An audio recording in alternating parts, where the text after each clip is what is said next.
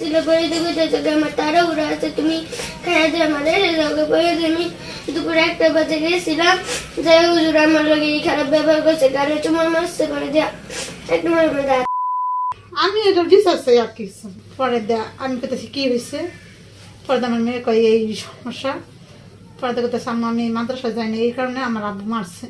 আমি কি লেগে হুজুরে এরকম করছে, পরে দেয়া হুজুরে করছে আমার মেয়ের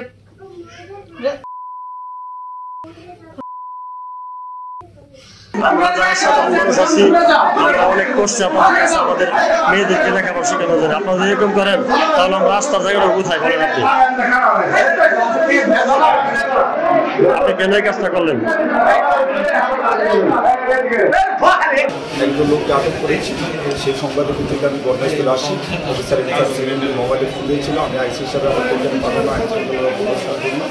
এখানে এসে একটা ঘরের ভিতরে যে দর্শনের চেষ্টা করি, বাগের জান্নাতের মাদ্রাসার শিক্ষক সে আছে। তিনি স্বীকার করেছেন, তিনি স্বীকার করেছেন। এখন বাদী পক্ষের অর্থাৎ ভিক্টিমের যে অভিভাবকের অভিযোগ প্রাপ্তির সাপেক্ষে আমরা তার বিরুদ্ধে আইনগত ব্যবস্থা গ্রহণ করি।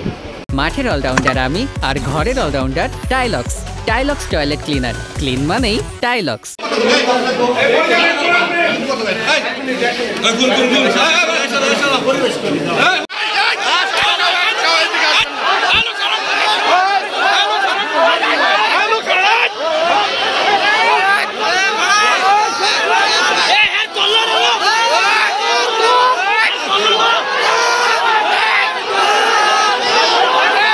গুরুতর অন্যায় করছে, যার কারণে ওর ফাঁসি হয় জরুরি।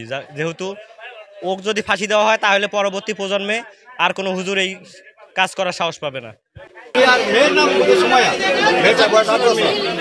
মেয়েটাকে ধর্ষণের চেষ্টা করছে,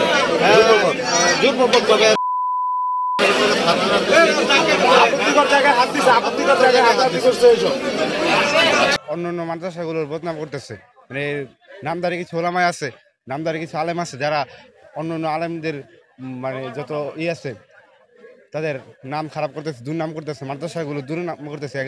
উচিত শিক্ষা চাই, ফাঁসি হওয়ার দরকার।